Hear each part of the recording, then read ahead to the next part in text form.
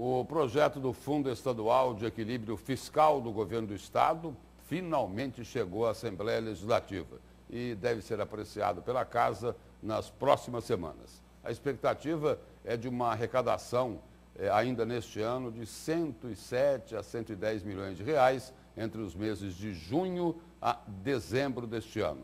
Os valores devem ser destinados integralmente para a área de saúde.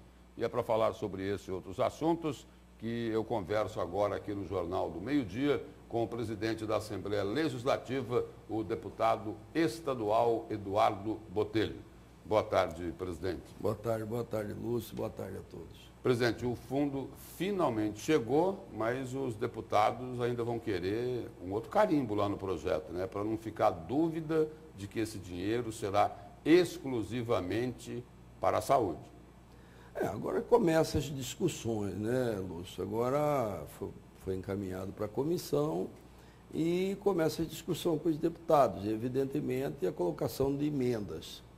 Eu acho que tem que ter algumas emendas, como, por exemplo, existe uma propositura já do deputado José Domingo de que deva-se criar uma conta específica. Eu também concordo com ele, porque se põe na conta única, ele é diluído ali e porque se for para a fonte 100, é difícil até de fiscalizar se esse dinheiro vai ser aplicado efetivamente na saúde. É difícil. Então, o ideal é isso, criar uma conta específica e criar também algumas formas de como que isso vai ser utilizado.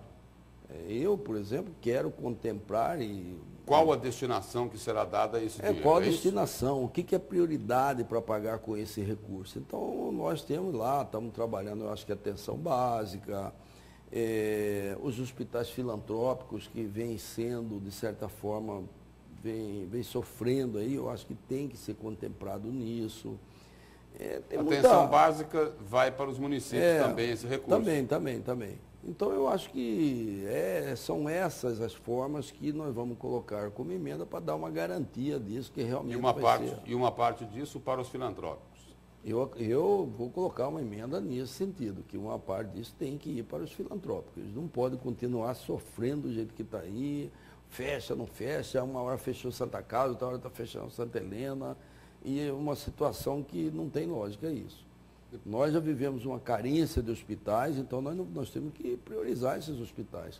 Presidente, há praticamente 2 anos que o governo fala num projeto de reforma tributária. E só agora foi chegar esse projeto lá na Assembleia. Tem condições de ser aprovado? Tem condições. Porque, na verdade, essa reforma está atrasadíssima, né?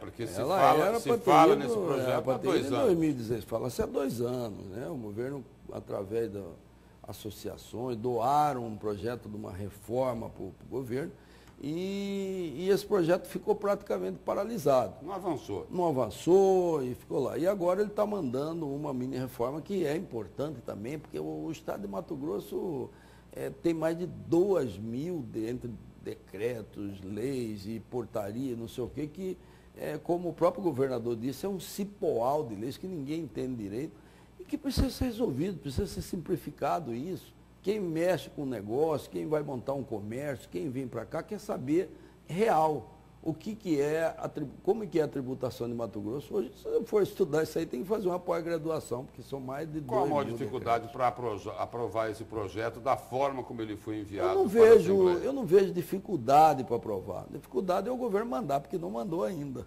Ainda não chegou. Não chegou, ficou para a semana que vem ainda. Então, essa é a dificuldade. Maior é isso. Dá prosseguimento, dá o pontapé inicial, deixa o resto com a Assembleia vai fazer discussão com os setores, vai trabalhar nisso e vai chegar num projeto que atende a todos. A reforma tributária não chegou, mas já chegou lá um pedido de empréstimo de mais de 50 milhões. Esse pedido de empréstimo é outra coisa, é um negócio que chegou que é para atender os municípios, que os municípios hoje têm problema de maquinários. Então, esse é um financiamento, Lúcio, que vai comprar a máquina especificamente para os municípios. E o governo tem capacidade ainda para se endividar? Tem. Porque tem capacidade. Existem controvérsias. Não, mas tem essa capacidade, já foi estudada. E outra coisa, o banco, você sabe, o banco não fornece se não tiver capacidade, se não comprovar, se não for tudo aprovado. Então, isso está tudo ok, tudo certo. E houve um acordo com a oposição, eles andaram meio querendo embargar isso, mas depois eles mesmos entenderam da necessidade disso e da importância disso para os municípios. A oposição lá na Assembleia tem travado a pauta com manobras regimentais, mas não é só isso.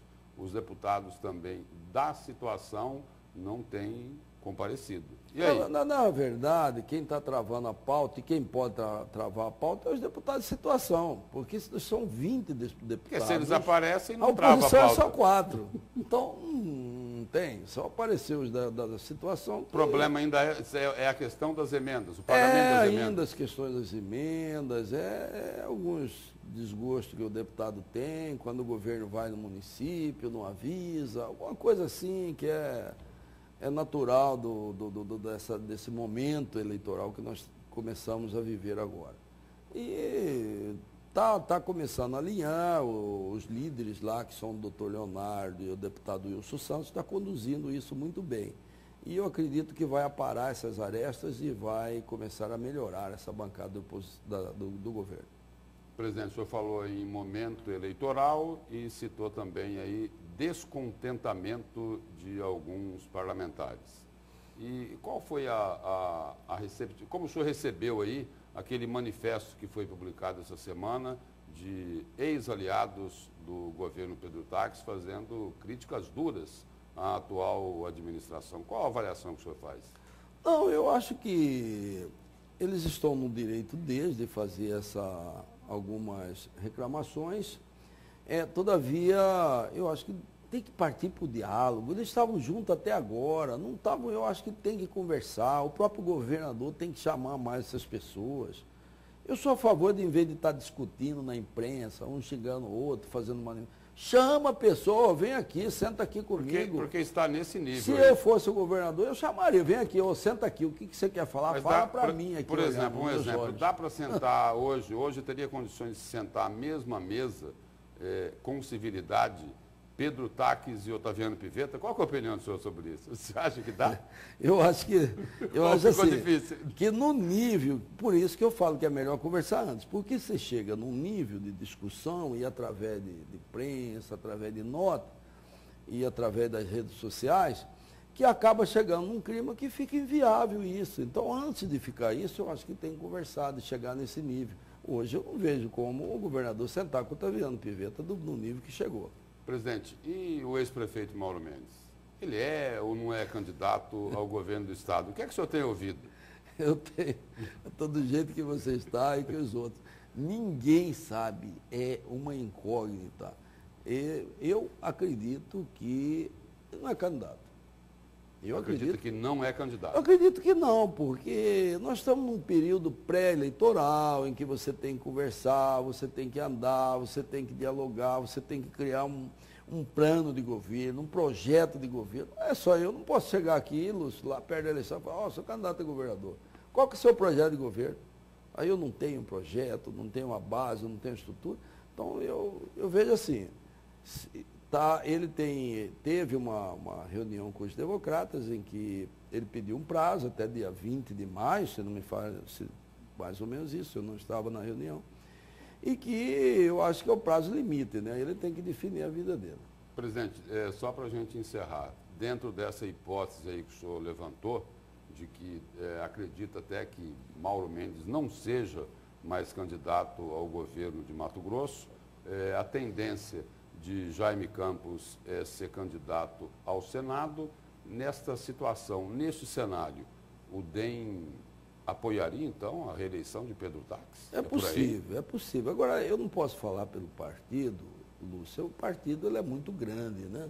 E tem figuras lá muito mais importantes do que eu. Tem o senador Jaime Campos, o ex-governador Júlio Campos, o deputado federal Fábio Garcia, Delmar Dal Bosco, que já vinha construindo esse partido aí há muito tempo.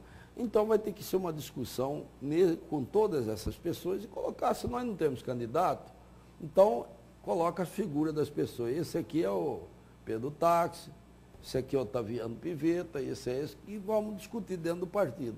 E aí tomar uma posição. Eduardo Botelho, entre Pedro Táxi e Otaviano Pivetta, não tem dúvida? Eu já manifestei a minha preferência, que é por apoiar o governo Pedro Táxi, né? Agora, eu tenho que discutir isso, respeitar os companheiros, respeitar as lideranças fortes que tem dentro do partido e aceitar também a maioria. Essa é a minha posição como democrata que eu sou.